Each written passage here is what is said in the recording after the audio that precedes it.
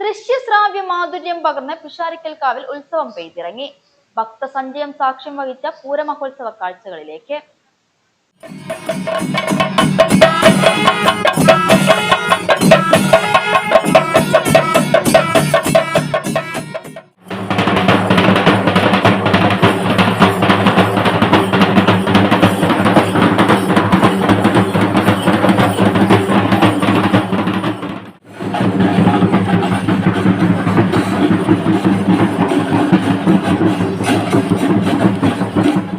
വള്ളുവനാടൻ പൂരക്കാഴ്ചയുടെ വസന്തം ഒരു തരി പോലും ചോരാതെ ആസ്വാദക മനസ്സിൽ ഭക്തിയും ആഹ്ലാദവും നിറച്ചുകൊണ്ടാണ് വാണിയംകുളം പിഷാരിക്കൽക്കാവിൽ പൂരമഹോത്സവം പെയ്തിറങ്ങിയത്.